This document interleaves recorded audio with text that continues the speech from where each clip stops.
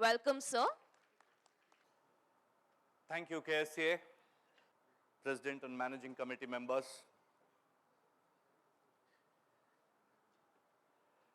When Raghavendra of KSCA approached me, along with Kumar, and told me to share some of the inward transformational experience, I was wondering, what is it that I could share? Probably I thought that since I've retired from Singvidev and Unni, they gave me this opportunity to share my inward transformational experiences. Having said that, I am no stalwart. I am no leader. I don't think some of my experiences would be unknown to most of you sitting here. I am aware that I have some seniors from the office where I did articles, M.R. Rangaratnam and Company. I am aware that there are members from Singvidev and Unni as well. I am also aware that there are senior chartered accountants in profession who would probably be looking at me quite keenly as to what is it that I would be sharing. I am also aware that there are youngsters in profession.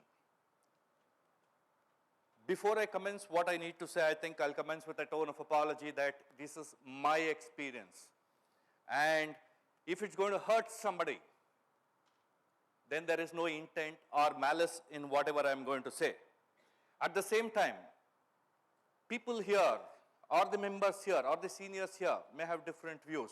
I am only carrying my views. So to my parents, I wouldn't be here if I was not homeschooled by my mother. I never went to school till 3rd standard. It was my mother who homeschooled me. It is not that I did not want to go to school. It's just that we came from a near poverty-stricken family. I am the 5th of the 6 siblings. And so you can imagine those days what life was. I went to a government school till 9th standard. I studied in Kendriya Vidyalaya. It was a government school with the lowest of fees, and I had to dig my heels in. To my 2 gurus, first M.R. Rangaratnam, where I commenced my articles between 1982 to 85, and thereafter in Singvidev and Unni, F.R. Singhvi. I will never forget them for whatever they have done to me. My family, who have given up the pleasures of life, I think I owe it to them, my wife Geeta and my son Aditya. And last, to my team at SDU. Without them, I wouldn't have been standing here and speaking. 82 to 85 were my formative years of my career when I commenced articles in M.R. Rangaratnam and Company. I think I saw Ningoji Rao somewhere here. He must have known what doing articles in M.R. Rangaratnam and Company means. My first ever experience where I learned to read and where I learned to write. I didn't know how to read. I didn't know how to write. It was a fact. I didn't know when to pause. I did not know how should I read a provision of law. There is one chartered accountant who is very well known in Bangalore circles. I think most of you will know him, K.S. Ravi Shankar. He was the one who would come at 7:45 in the morning and would teach me, because I am a science graduate. I have no commerce background. I would pick up B.S. Raman to find out how to figure out entries were being passed. And that was the way I started my career. Ravi Shankar would come from Vasantnagar. If he's here, I think he will acknowledge that and come and teach me. In fact, the first question he asked me was, you are a science graduate, how would you learn? You don't know the difference between a manufacturing account and a trading account. And I wouldn't know it. And I wouldn't know it. 7:45 a.m. he would come in a cycle and he would teach me how to read, how to write. Those were the formative years of my career. I can never ever forget M.R. Rangaratnam's office and Ravi Shankar who taught me. Second experience in M.R. Rangaratnam and Company. Since I come from an absolutely poor family, I would walk from Mahalakshmi Layout to place of articles, which was Chaudeshwari Temple Street. I think some seniors here will know where M.R. Rangaratnam and Company was. I would walk, kid that I was. One of those days there was an accident somewhere near Navrang Theatre and I spent a couple of minutes there. My office started at 9:30. I reached at 9:40. You know what I heard? You are too early for tomorrow, get out. That was the first learning in my life. Never, ever be late. Never, ever be late. And those were the formative years of my career. Try that with kids today. You will know what will happen.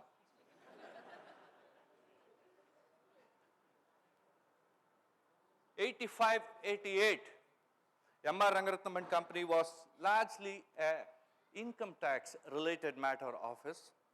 I had never seen a company balance sheet. I never knew what the Companies Act 1956 was, other than reading for CA Inter and CA Final. I never knew what it was. I never knew what it was to fail, because my three sisters were rankers. My elder brother was from Armed Forces Medical College. My younger brother was from IIT, and I failed. In fact, it was celebration at home. I still remember my second sister calling me and asking me, how the hell you failed? Please tell me. And I failed. It's as simple as that. Those were the learnings. Then, since I didn't know what company law was, I joined M.S. Srinivas Associates for a brief period of 8 to 9 months. I worked under K.N. Prabhashankar, M.S. Srinivas, as well as, forget the name, the third partner there.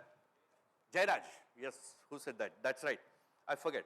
So I learned the basics of company law. Basics of company law. It was a very brief period for mine, 8 to 9 months between my inter and final.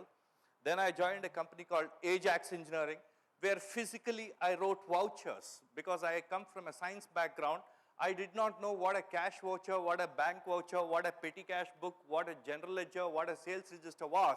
I physically handwritten. There was no computer. There was, maybe Tally was there, but I didn't know how to operate on those systems. So I physically wrote, and I stayed there for close to 10 to 11 months. Those were the learnings of how to write books and how to write vouchers. I dabbled with practice for close to a year. I had an absolutely small office, which was an 8x9 office in Link Road, before I stumbled upon Singhvi Dev and Unni. 88 to 91 was yet again the formative years of my career. Since I came from M.R. Rangaratnam and Company, and I knew some bit of income tax, after getting hurt, after getting abused, after getting probably the treatment that every article clerk got those days, I started with income tax in Singhvi Dev and Unni. I looked around.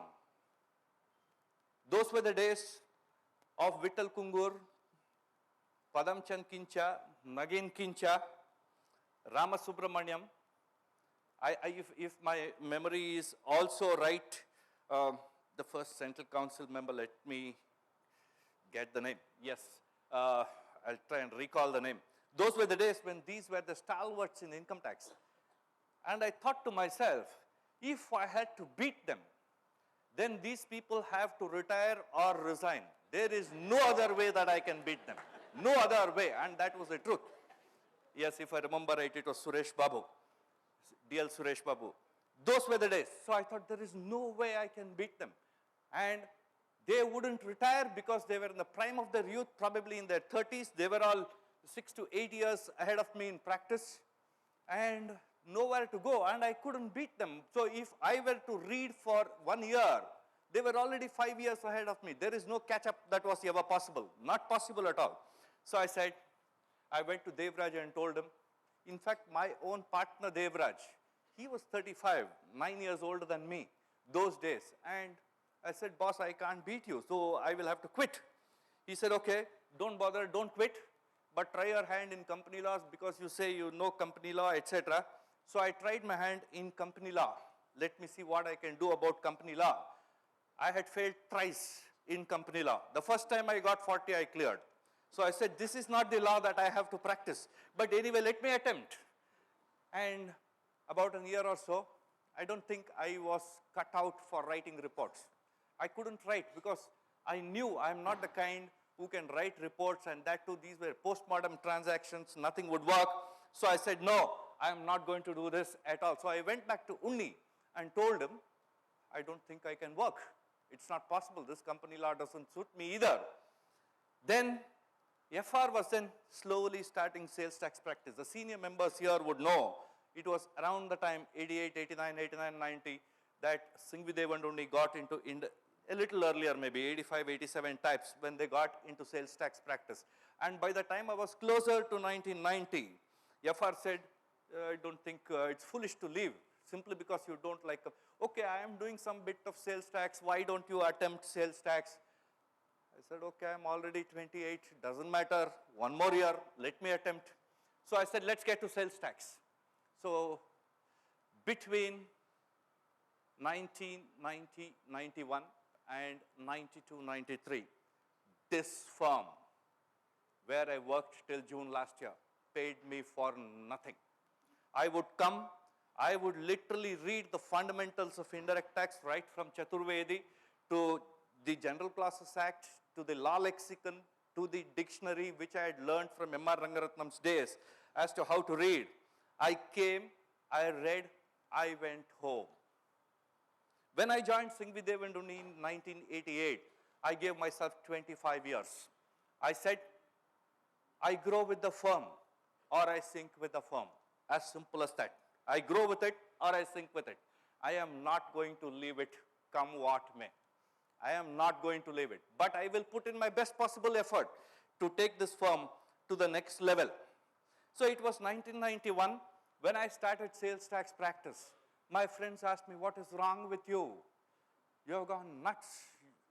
This sales tax practice is not meant for chartered accountants. It is not meant for somebody like you.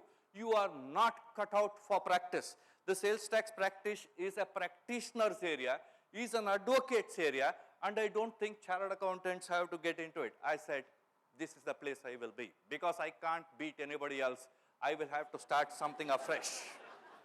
I will have to start something afresh. So I dabbled with sales tax practice. 2 years, I came to office. I don't think I covered my cost either.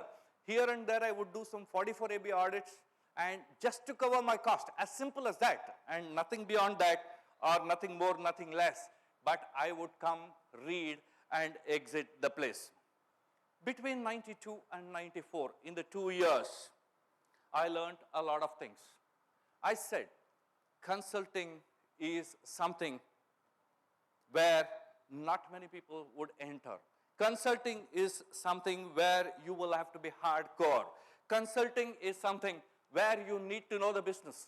If you don't know the business, you can't be in consulting practice. So you will see on your screen there, those were the reading years.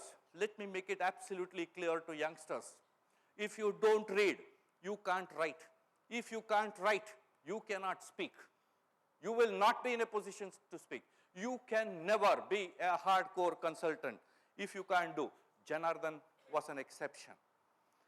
Now, during the course of my reading years, I knew that you are expected to know your client's problems before he gets to office. This was what Singhvi told me.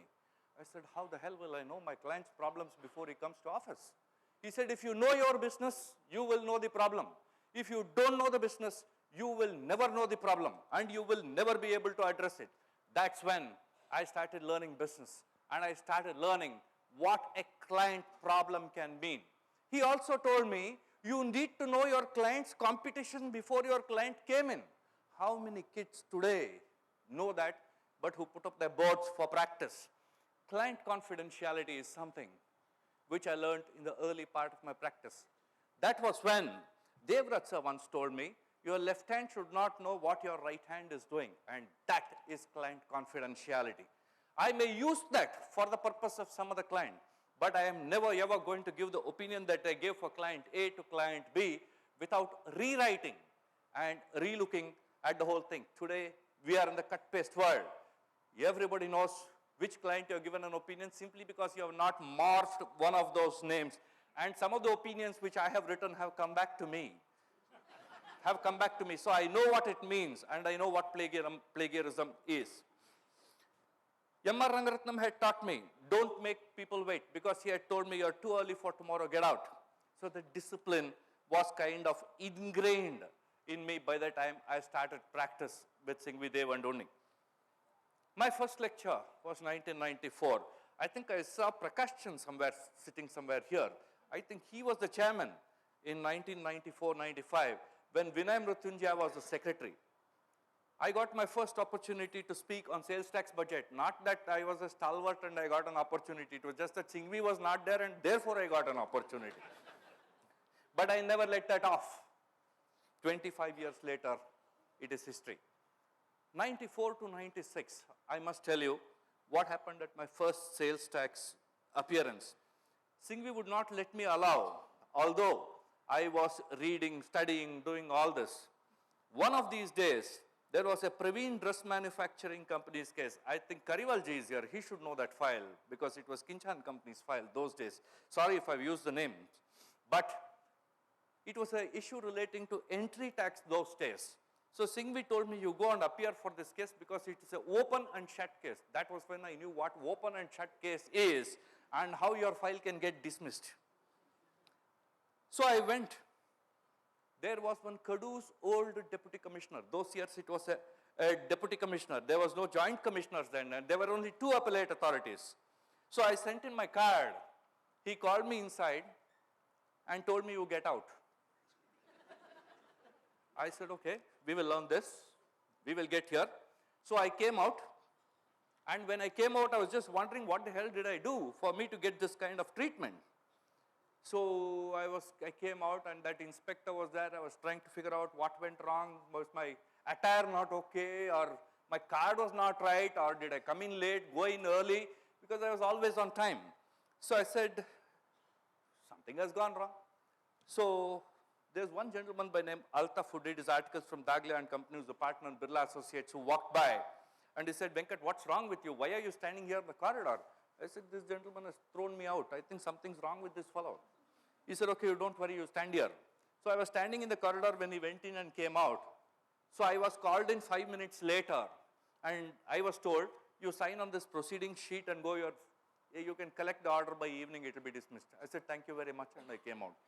So I came out and called Singhvi and told him this is what happened. He said, okay, don't bother. If it is dismissed, it is dismissed. I will come back and handle that. But in any event, that gentleman happened to be Altaf's father.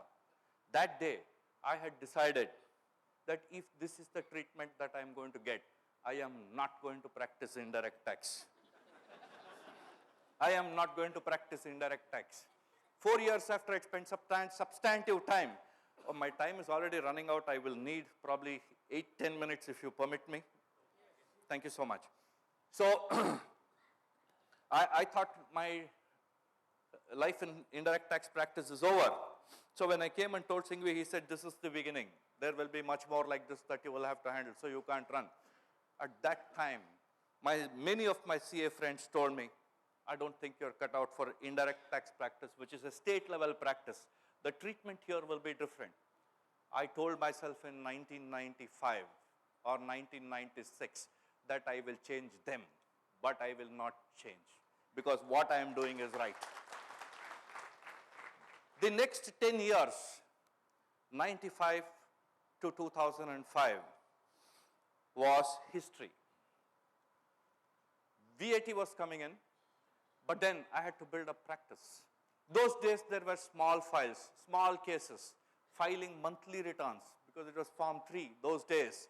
There was hardly any fees, and in indirect tax, corruption was rampant. It was rampant. I told myself that whether it is a small file or a small case or a large file, it will get the same amount of time. It will get the same amount of time for reply. So the confidence grew by then. And those days, we never had these multinational companies. These were all small partnership firms, 1 or 2 private limited companies you get for consulting. Life would be very, very big. But then I realized that when I was handling these small files, I also learned man management and I also learned business management. That is when I said, you require confidence to tell the truth. When you lose a case, don't tell a lie. Don't tell the client. Don't tell the client that your case is bad. You have not represented well. You have not studied okay. Don't blame the department. that this officer is like this, sales tax department is like this. No, the client is far more intelligent than you. He knows if an ex-textile company, if there is an issue and it's got a disallowance, all textile companies across Bangalore should have the same issue.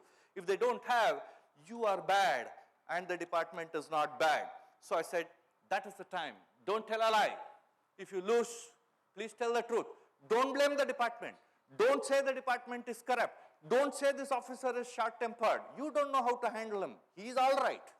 So those were the great learnings. That was the phase of no growth, no market earnings, low fees, but then we decided never make money in between. If you make money in between, it is a matter of time and you are not going to get anywhere in your career. And when you look at a long career spanning 25 years, I don't think you will have anything to lose. Partners looked for growth. The senior partners there looked for growth, but I was happy with low earnings because I never looked for an increment. I never looked for an increment. I was just building up confidence. I was building up practice. I was thinking I have to get newer issues. I was thinking that I have to be present in the department every single day, and every single time that I got, I wanted to be up on the podium to speak a few words, get those questions from the audience. Those questions are your learnings. Every time your file is dismissed, don't think you have lost a case. You have learned a new issue. One other instance, which is a turning point in my life. One of my friends came along and told me, Venkat, you are a sales tax practitioner. Kindly do this for me. I said, okay. First file, let's pick it up. I lost. I lost my friend. I lost my file. That day I decided, never, ever make your friend your client. You will lose your client and you will lose your friend. Don't do it. Don't do it. It is conflict of interest. You are compromising on your own ethics, your own morals, because unknowingly to help your friend, you will be doing a lot of things. Then came global era. Then came VAT practice. VAT practice was looming large when F.R. Singhvi was getting to his business.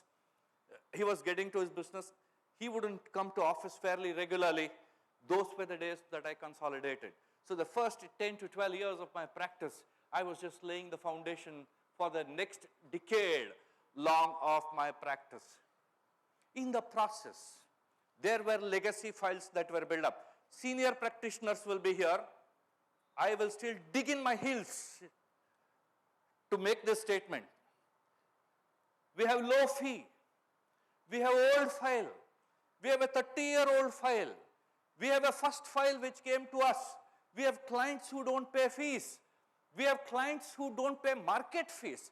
We don't have clients who appreciate your time. I said, what's happening? What's going wrong? It's a chicken and egg story.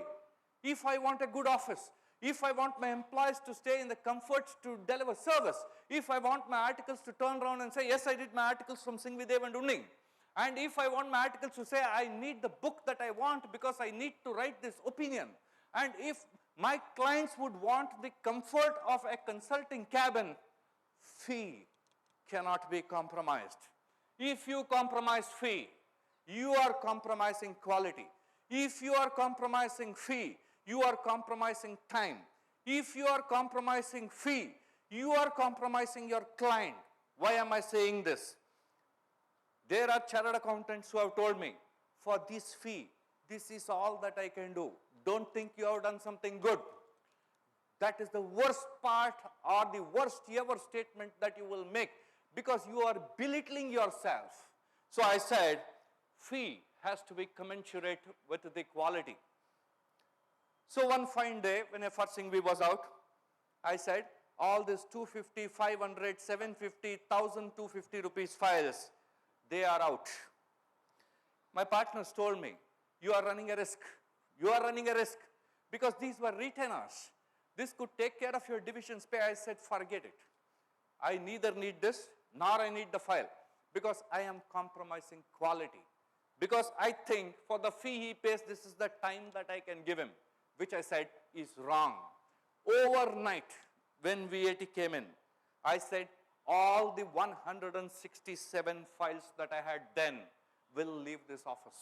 It was the most challenging moment in my career, probably the watershed decision that I ever took in Singvidev and Unni. Most of you can go and check with my partners too. The risk that I ran was the risk of being sacked from partnership. I said, I will take this risk. It doesn't matter. It took me 1 year, but I turned it around when VAT came in. I said, low fee, no fee. I pay you fee next year when I come for your work, or the next time I meet you. I said, forget it. I need the fee if I have to serve. Fee was the cardinal principle of my practice. There are only two kinds of client who will not pay you fees. A client who thinks that you have overbilled him, one. A client who thinks that for the quality of service that you have put in, the fee is high. Both of these gentlemen will call you. The others who don't pay fee, either we do it free or we tell him you find your way. I cannot accommodate you in my office. There are people who came back. I gave them free service for 1 year, but then the guilt got the better of them. They left on their own. 2005 to 2015 was history. When I took over the VAD practice of Singvidev and Unni, I think most of you here will know what exactly happened then. The next 10 years were growth years. I decided that in this firm, it was 10 years into practice, then we will have to leave a legacy. We will have to leave a legacy. We will give the Big Four a run for their money. We will give the best advocates a run for their money, because I had taken up the gauntlet of indirect tax practice in this firm. From nowhere to somewhere, we had reached. The many outstation trips that I did, the many lecture sessions that I did were all learnings. Those questions became actually questions of knowing businesses and knowing client practices. Client experiences were some of the greatest learnings. So I decided, don't prepare when your client comes. Be prepared when your client comes. Don't wait for client to tell you his problems. You must tell the competition's problem so that the client knows that you know his business. That is the hallmark of a good consultant. So you must know industry issues. You must resolve industry issues. There are chartered accountants, there are practitioners who say, "Theek hai yaar, usko notice aaya, acha lag gaya na?" I said, no, that is not the practice you will have to be running. If it is an industry issue, you will have to solve it at the government level. That is when your respect goes up tenfold. That is when the government will respect you by saying, this chartered accountant is not after money. We will have to do it for him. Then came in GST. GST was one of the finest experiences that I have ever had in my life. When I started my first book, Transition Provisions on Goods and Service Tax, which P.R. Suresh gave me a chance to write, nobody gave me a damn. They said the government will do what it wants. They said the excise law and service tax law will be copied. They said VAT law is bankrupt of ideas. Nobody is going to consider VAT law. I said, I will change it. But let us go after this government. So it took me 6.5 months to write the transition provisions on goods and service tax law.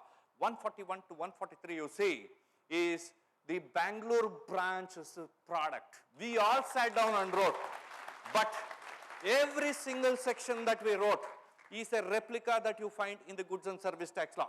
It is just that wherever we said it has to be lower, they said it is higher. Wherever we said it is earlier, they said it is later. Wherever we said lower rate of tax, they said higher rate of tax. It doesn't matter. But the text of what we wrote, what was copied, that was a phenomenal experience so far as GST is concerned. Then came the Model Goods and Service Tax Law. The Model Goods and Service Tax Law came out on the 12th of June 2016 when Madhukar was the chairman of the IDT committee at ICAI. He said, this IDT committee at ICAI has no name. It has nothing. There is nothing that people look up to. Direct tax is something which is all people look up to. Company law, or like how Suresh spoke, trust, this is what people do. I said we will change this committee. Let us do what we can. 12 days, the entire team, including Jatin, Rajesh, Naveen, Vishnu, all of us, we sat down. The first background material came. The rest is history. In 2 years, it has gone through 6 editions. And I can tell you, it is one of the finest commentaries on goods and service tax law. Those of you who haven't read, please take time off to read the goods and service tax law. After all this, what did this profession give me over the next few years? Over 3,000 assessments, 2,000 first appeals, 1,000 tribunal appeals, and look at what has happened, 700 lectures, 4 BGMs, 4 co-authored books. This is what the profession gave me for all the hard work that went through. My message to youngsters, definitely not to the seniors. Please look at this. These are some of the learnings. Files are intangible assets of the firm. Nobody has a right, nobody, including the partner. Just as you think machinery is an asset of the firm, file is an intangible asset of the firm. No partner, no proprietor, nobody has got a right to belittle that asset. You don't want to use it. You don't want to work on it. Exit, but don't belittle that. It is one of the intangible assets of the firm. This firm, where I worked in Singh Videv and Unni, taught me the principles of practice. No goodwill, no capital. We don't have both. We don't have both. God gave me more than what I deserve. God gave me all I never expected from a person who had no chapels to wear. I would walk from Mahalakshmi Layout to M.R. Rangaratnam and Company to wherever I am standing now and speaking a few words before you.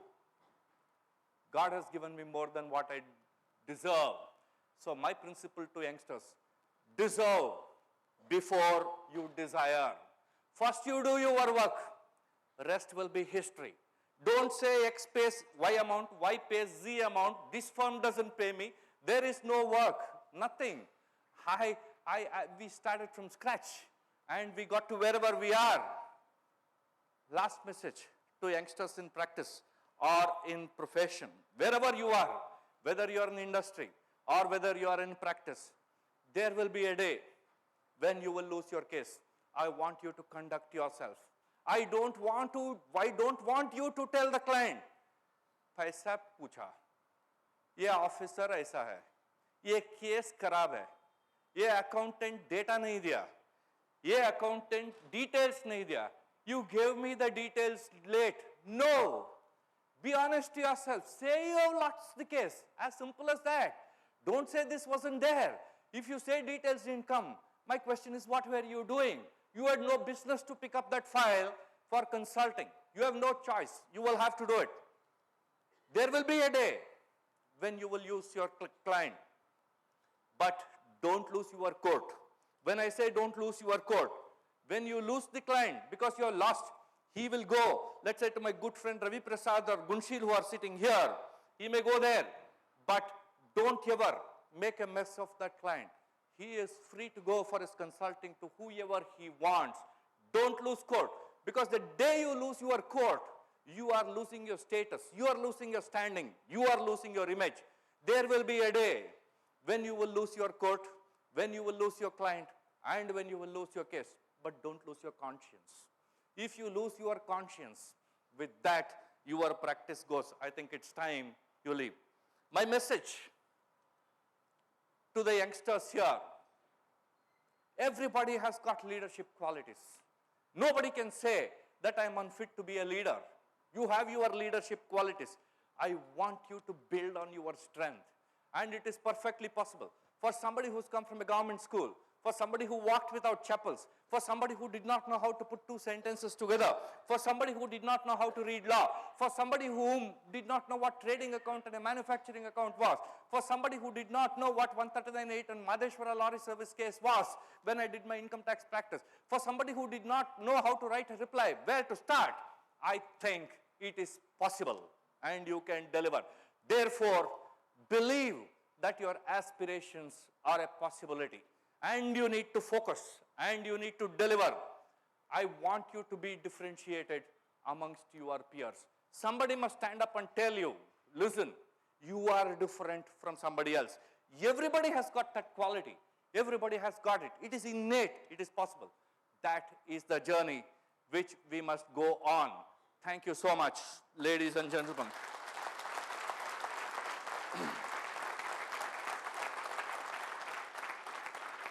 Yes, it was passionate. I am aware that it was passionate. I have carried too much of passions along with me. When I joined this firm, I gave myself 25 years. I told them that I will sink or I will ship along with this firm. When it came to 25 years, I went and told my firm, I told my partners that I would want to leave. Leave, clear the desk for the youngsters. Leave it for youngsters. Time has now come for us to leave it to youngsters. Youngsters have their aspiration. We can't hold on to files. We can't hold on to the firm. So the moment you think your job is done, I think we need to exit the place. With that, I would go. I cannot forget my friends who gave me confidence. We have a group of 15 friends who meet on the last Friday of every month, and it's free for all.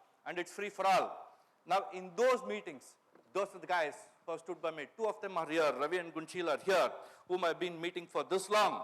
So those are the confidence building. That is how you move your practice to the next level. Thank you, ladies and gentlemen. Thanks a lot. If I have hurt somebody, if I have taken some names, I think those names are the truths. Those names are whom I revere. Those names, there is no ill will. There is no malice to either hurt them, and they did wonders so far as my psyche and my practice was concerned. This is my experience. This is my inward transformational experience. You will see the number of times I've hit the sack, but I've got up every time that I've fallen and said, focus and studies is what will take you wherever you have to go. No hurt. Please don't feel bad about it. There are seniors who are where I would have touched their rock hard, but I have not meant any offense.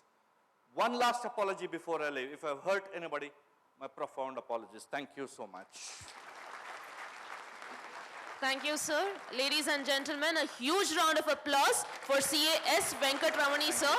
We've always seen you being passionate about law and taxes, but today we know where the passion comes from. If I could request CA KV Deshpande, Chairman, Hubli Branch, to present a memento as our token of appreciation and gratitude for CAS Venkatramani for giving us an insight that I did not know so far about you, sir. Thank you so much for being honest to us. Pleasure. Ladies and gentlemen, a huge round of applause. Thank you. Thanks a lot, sir. Pleasure. Your modesty, your courage, and your patience are Thank you. learning experiences for us, sir. Thank you very much.